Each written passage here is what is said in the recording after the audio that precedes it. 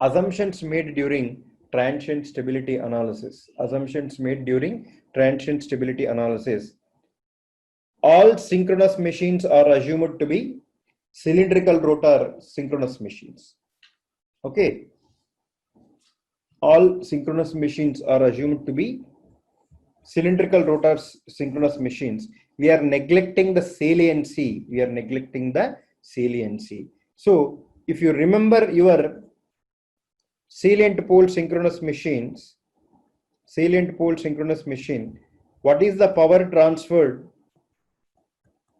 The power transferred from salient pole machine to infinite bus bar, if I write, where the infinite bus bar voltage is E and the internal induced voltage in the cylindrical rotor machine is E. Okay.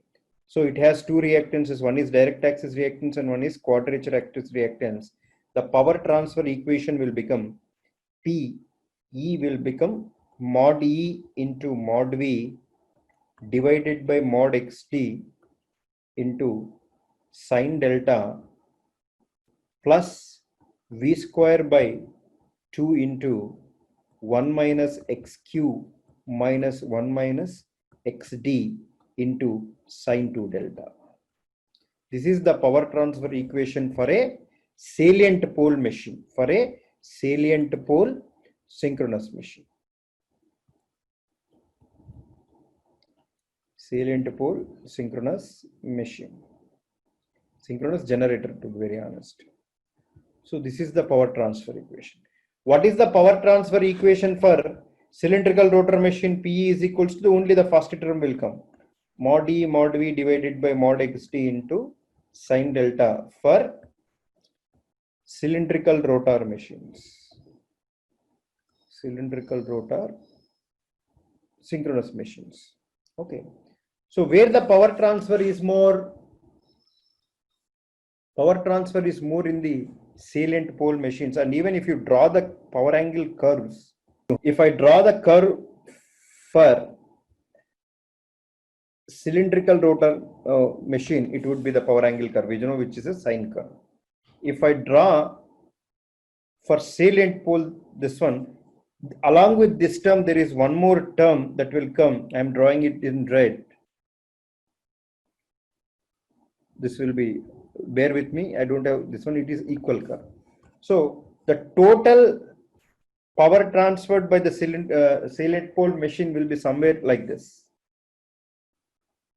It will peak at 30 to 45 degrees and again gradually it will decrease. So this is this one. So here in salient pole machines, your Pmax is highest.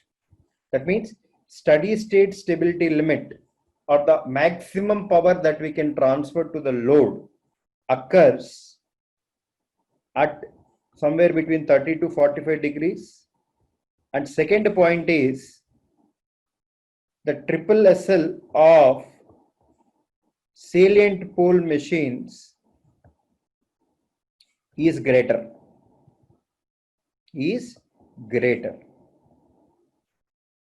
Why? Because here you can see this is the steady state stability limit of the steady state triple SL of salient pole machines, SPM, whereas this is the steady state stability limit of cylindrical rotor machine, CRM. Okay. And again, this value here is, it is occurring at delta equal to 90, whereas this value is occurring at a lower angle. So tell me, which machine is more stable from stability point of view? Your salient pole machines are more stable when compared to the cylindrical rotor machines. Why? This additional stability is coming because of this second term, which is because of the presence of the quadrature axis. So the second term is responsible, saliency is causing us to a second term, so which is enhancing the stability of synchronous machines, But however, in our equal area criteria, in our transient stability analysis, we are neglecting the saliency, which is helping for our stability. We are only considering the direct axis. We are only assuming all our machines are cylindrical rotor synchronous machines. Okay, any objective question comes, you remember this point. The next assumption is we neglect the saturation of synchronous machines. We neglect the saturation of synchronous machines. Induced EMF in the generator, even during fault, it is constant. Induced EMF is also constant even during the fault. Even if you see during fault also, we have written the sending end voltage magnitude as 1.2 per unit. We did not reduce it. Actually, in practice, what happens when a short circuit occurs, the voltage of the induced EMF will dip. That also we are neglecting. We are neglecting the effect of damper windings and speed governor system. Damper windings will damp out the oscillations and speed governor system will suddenly adjust the shaft power according to the load fluctuations. We neglect the resistance of transmission lines and we neglect the shunt and series compensators which we apply to improve the stability. So we are neglecting all those factors that will help us to improve the stability. So with all above assumptions, the transient stability analysis become worst case analysis because we are assuming all aids, all methods or measures that will help us, we are ignoring. So our analysis will become worst case analysis. So because we are neglecting all those factors that are helping the stability. If the machine is stable with all these assumptions, then the actual system is more stable than the analyzed model. Actual system is more stable than analyzed system model. Okay, we are doing worst case analysis. Understand? So what are the factors we are neglecting? We are neglecting the saliency. We are assuming all our generators are cylindrical rotor synchronous generators. We are neglecting the saturation of the core. We are assuming the induced EMF in the generator is constant. We are neglecting the effect of damper windings and speed governor system. We are neglecting the resistance of transmission line, and we are neglecting the shunt and series compensators that will help us. Okay. So equal area criteria gives the solution of swing equation in a graphical manner for a single machine system. It is applicable only for single machine system. Okay. For stability of synchronous generator, the oscillation made by the rotor during acceleration must be less than the oscillation made by the rotor during deacceleration. Must be less than or equal to oscillation made by the rotor during deacceleration. Okay. The total area between two oscillating points must be 0 for critical stable condition. For a single machine system, the amplitude of oscillation is maximum for the first swing. So it is assumed that if the machine is stable for first swing, definitely it will be stable for the subsequent swings. Okay. So the meaning of all these concepts we will understand in the coming this one. So the foremost thing which you have to understand is that suppose this is a synchronous machine which is supplying power to an infinite bus bar. Okay. Initially, let us assume it is up. The shaft power is PS0. Electrical output is PE0. The initial delta value is delta naught. So it is operating at this point. So this value is delta naught. Here, your PS0 is equals to PE0. This peak value is PM1. Steady state stability limit. Okay. Suddenly, if the mechanical input increased from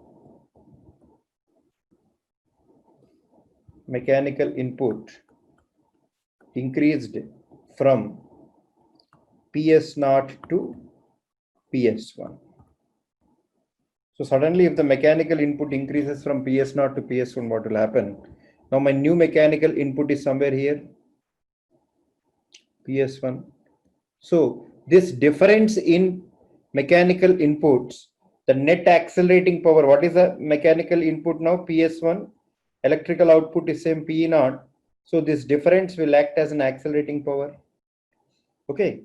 So this difference in powers will act as a accelerating power. So because of acceleration, the rotor delta value will increase. Why? Because when you accelerate this one, initially your rotor angular velocity equal to synchronous angular velocity. Okay. Now because of acceleration, your rotor angular velocity will become greater than synchronous angular velocity, because at the same point what happens, your rotor angular velocity also increases. Till this point it is constant, then suddenly what is happening, your rotor angular velocity is also increasing. Okay, let us come, this point is A. So at point A, till point A it is constant omega r equal to omega s. So after that it starts accelerating and it is increasing. Okay, so at this point till point B, what is happening? The acceleration period survives because your electrical output is less than mechanical input. So from the period from A to B, the rotor is under acceleration. At the point B, what? Oh, your mechanical input and electrical output both are becoming same. So the acceleration period will end. Okay. So from A to B, from point A to B, what is happening? Your accelerating power, that is PS1 minus PM1 sine delta, is positive. Your rotor angular velocity is increasing and this value is greater than the constant synchronous angular velocity which is present before fault. Okay, so the delta value is increasing. Okay, so this is what happens in the accelerating period. Your PA will be positive and your omega r value will be greater than omega s, and delta value will be increasing. Understand? Again from point B, what will happen? See why delta value will go beyond B. Why? Because here the velocity at this point at B is a higher value. Rotor is having an angular velocity which is higher than this one. So stator magnetic field velocity is constant at synchronous velocity, but the rotor magnetic field is at a higher velocity. So because of this relative velocity, the delta value will further continue to increase. So, but the rotor after point B, your electrical output will become more and the mechanical input becomes less. So it will enter into deacceleration period. But however, delta value, why it is increasing? Delta value is increasing. Why? Because your rotor angular velocity is greater than stator magnetic field angular velocity. So let us assume, because now after B there is a deacceleration, the rotor angular velocity is slowly deaccelerating, and say at point C it is again coming back to the synchronous speed. So this is point C. So this is my deacceleration period. Okay. So further what will happen? Because again my rotor angular velocity has increased and again come back to the same value. That means my machine is reaching stability. So now if you compare the area under acceleration is A to B, which I am writing in blue color. The area under deacceleration is from B to C, which I am writing in green color. So for a stable system, the both areas will be equal. For a stable system, the net acceleration area and the net deacceleration area will be same. But however, to speak about stability, we don't compare the actual area of acceleration and actual area of deacceleration. We make the comparison between actual area of acceleration and total available area for deacceleration. What is the point here? So what is the scope available for deacceleration? Further, the deacceleration period can extend from B to C and again to till C dash. It has a scope for deacceleration. Still till C dash, it can deaccelerate. So there is furthermore area available for deacceleration.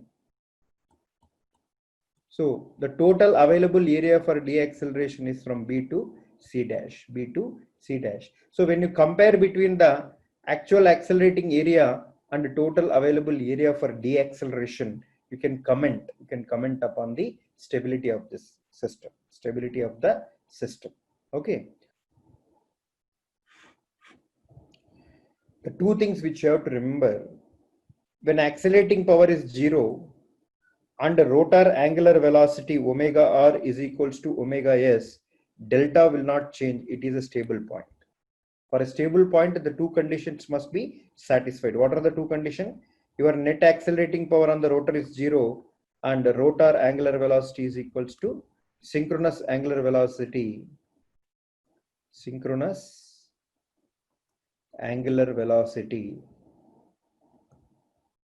or the synchronous angular velocity or stator magnetic field angular velocity, because stator magnetic field always rotates with the constant synchronous angular velocity. That is our one of the assumptions. Okay. When the delta value will change, when PA, both this condition must be satisfied. It is a AND gate.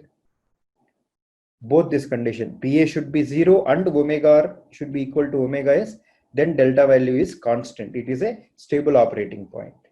When delta value will change, when PA is non-zero or omega r is not equals to omega s. Omega r value is not equal to omega s. So if either of these conditions exists, either PA is non-zero, either omega r is not equals to omega s, in either of these conditions, delta will change. Understand? So it is called a swinging point. So the direction in which the delta will move depends upon how it is moving. Suppose it is increasing, so even after this condition also it will increase. Suppose before this condition it is decreasing, then delta will decrease. It is depending upon the previous movement of inertia of that rotor. If it's okay. And the second most important point, to speak about the absolute stability, we compare the areas in the first swing, actual accelerating area and the total available area for deacceleration. Okay.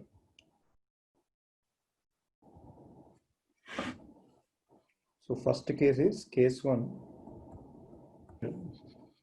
We are analyzing sudden increase in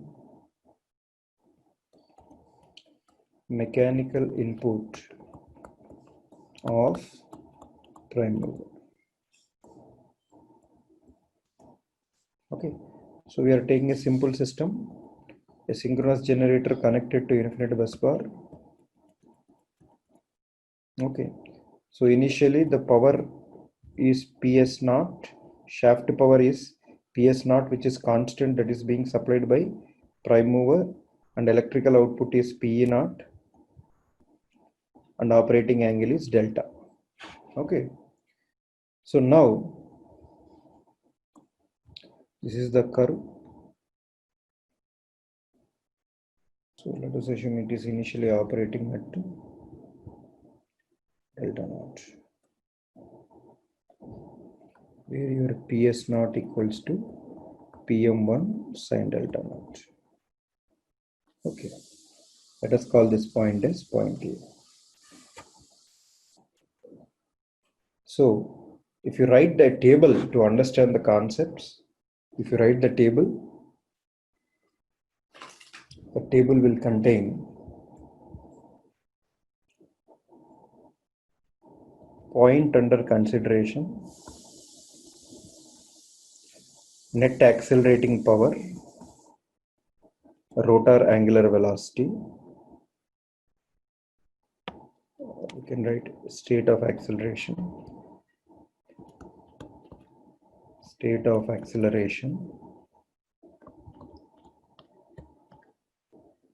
rotor angular velocity, delta value.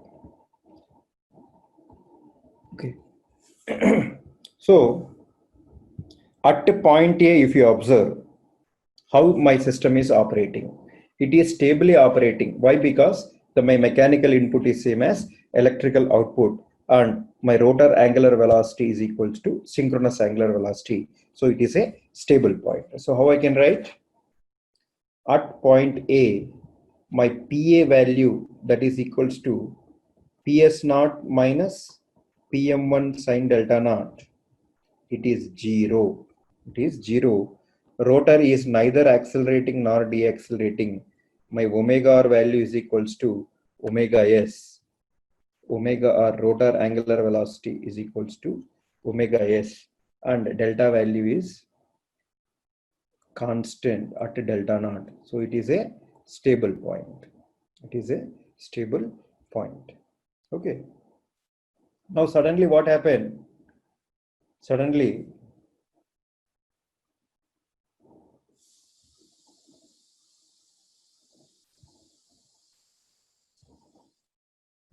what has happened?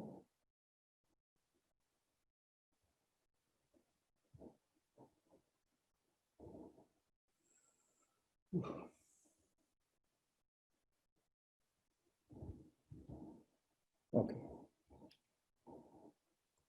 Suddenly the mechanical input of prime mover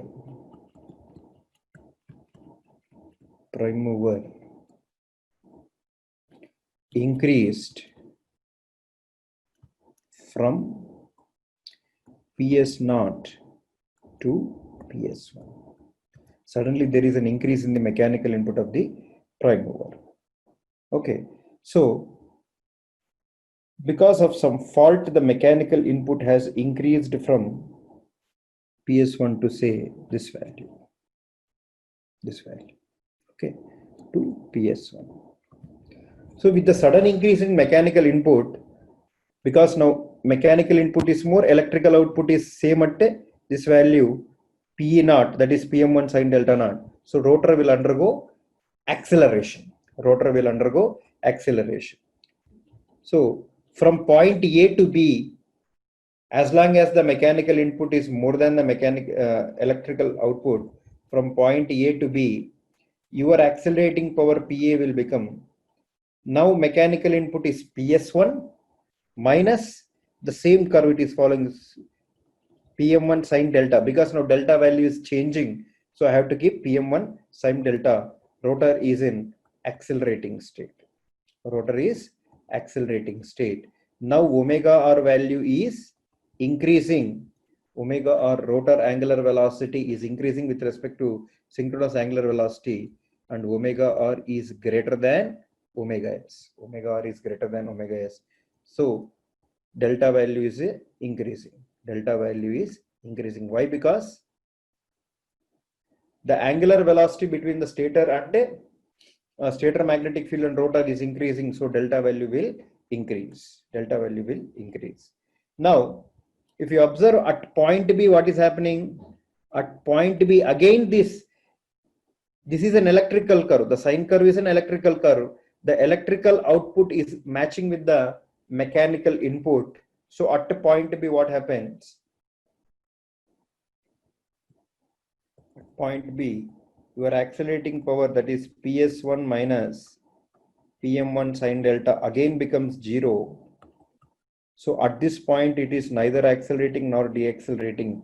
But however, from this point to this point, what happened? From this point to this point, if I draw the curve of uh, delta versus the omega r value. So initially till this point, omega r value was constant.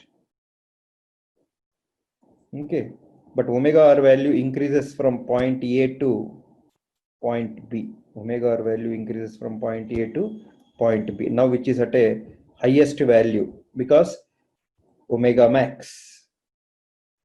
Because it is the last point of acceleration, so it will reach the maximum speed, omega r. Okay. So, omega r is equals to omega max. And again, omega r value is greater than omega s. So, delta value is increasing. Delta value is increasing. Delta value will increase until this is omega s, synchronous angular velocity.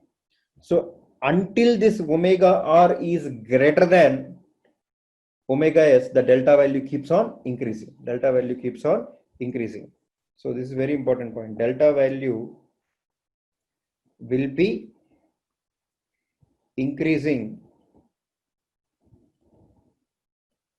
as long as omega r is greater than omega s. Okay. Now after point B, what happens? If you can observe, the mechanical input is constant at PS1, but electrical output still continue to increase. So let us assume from point B to C, the delta value will continue to increase. Why? Because the delta value will continue to increase until the speed becomes omega s. So after point B, the rotor is experiencing deceleration. So when the rotor is experiencing deceleration, the rotor angular velocity slowly starts decreasing, and let us say it is reaching again omega s at point C. So even though the rotor is in deaccelerating state, the delta will increase from point B to C because rotor angular velocity is greater than the synchronous angular velocity. Okay. So if I write from point B to C, your PA, that is PS1 minus PM1 sine delta, is negative. Rotor is deaccelerating, but omega r value is decreasing, but still this value omega r value is greater than omega s. So because the omega r value is greater than omega s, delta is increasing still. Okay. So at C, what happens? At point C, your omega r value again coming back to omega s. So again the speeds again achieve the equilibrium. So delta will not increase further. Okay. So at point C, your PA, that is equals to same equation, which is negative. Rotor is deaccelerating. Omega r is decrease, and again it reached the omega r equal to omega s. From this point, delta stops at this point. Okay, delta does not increase further. You can say delta does not increase further. Okay. But what is the state of rotor acceleration? Rotor is deaccelerating. So from this point, what happens?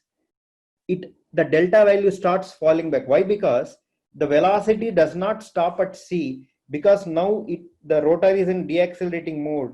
So this velocity further falls. Till point B. Because it is in deaccelerating state. So because of this falling rotor angular velocity, the delta value starts decreasing. Understand? So from again point C to B, your PA, that is equals to this same equation, which is negative. Rotor is deaccelerating.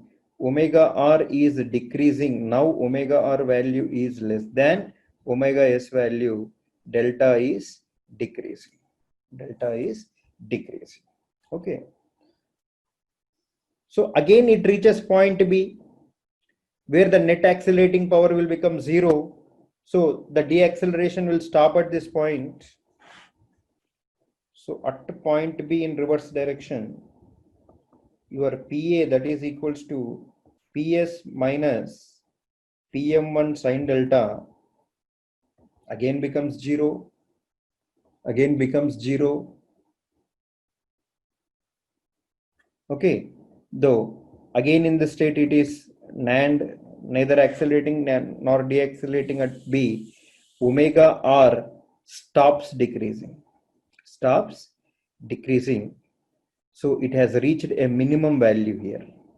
It has reached a minimum value. It will not decrease beyond this value. So again delta is decreasing. Why? Because delta continues to decrease. Delta value will be decreasing. Delta value will be decreasing as long as omega r is less than omega s.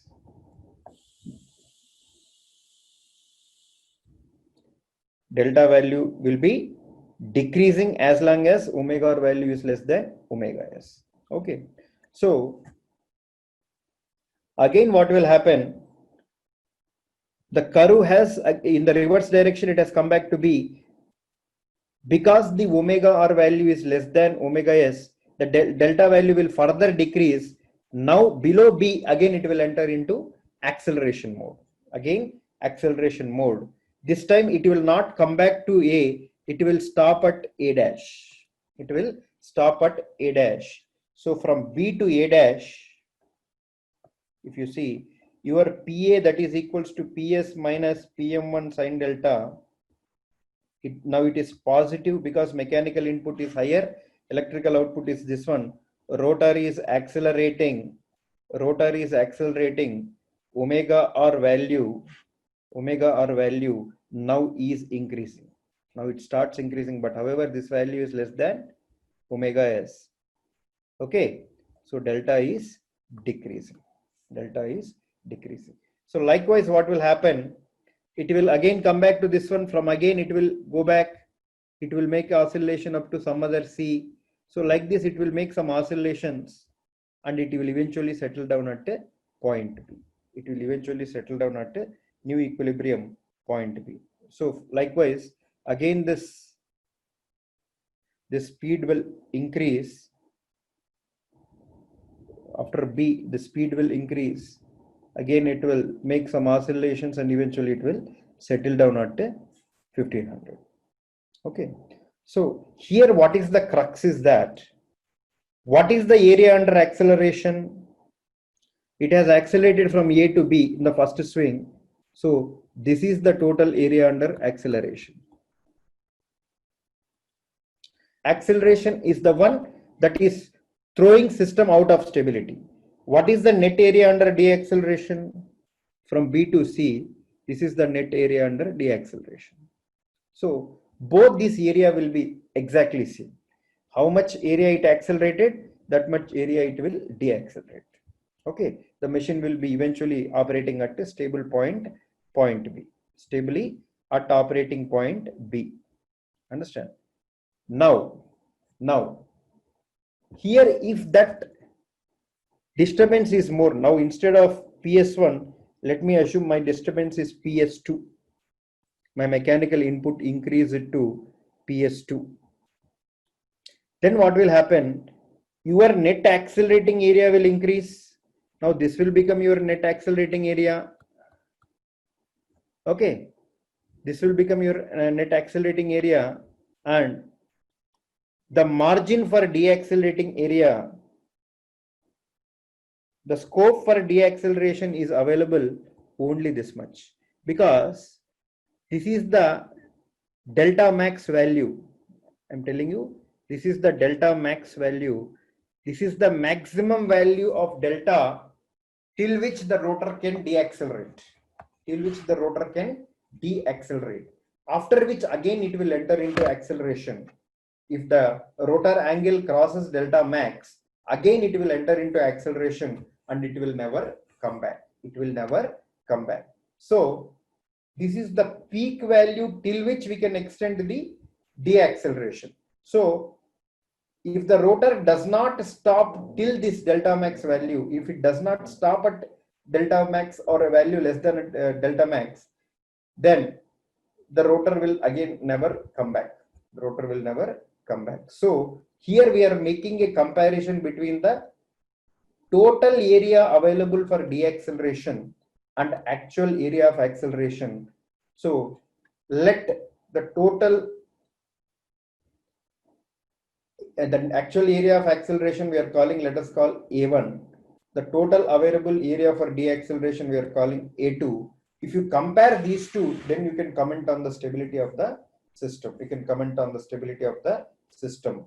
That is, if A1, the actual acceleration area, if it is less than the total available area for deacceleration, then your machine is absolutely stable. Absolutely stable. Because you are achieving well equilibrium, that is delta value is swinging less than delta max. Less than delta max. Okay. If your A1 is exactly equal to A2, then machine is marginally stable. Critically or marginally stable. That means delta value is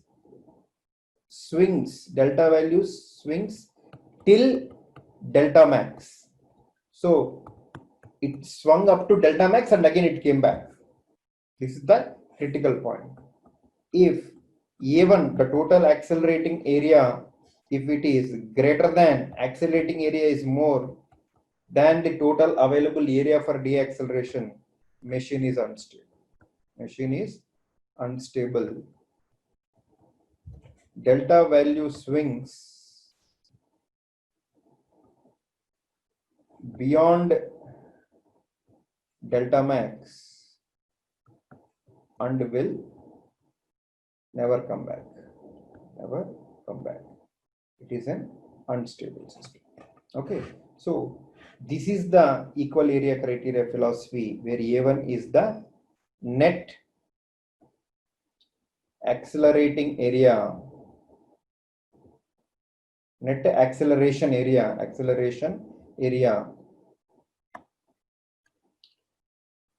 net acceleration area. A2 is the total available area for deacceleration, and delta max is the maximum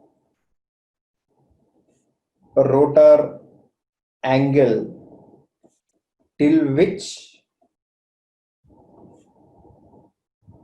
rotor can swing and yet remain stable. If delta value crosses delta max value, then it will not come back. Okay. So it is an area comparison criteria where you are comparing the A1 actual accelerating area with the total available area for deacceleration. Okay. So these points are important if you want to understand the analysis. Otherwise, you only remember the conclusions. Okay.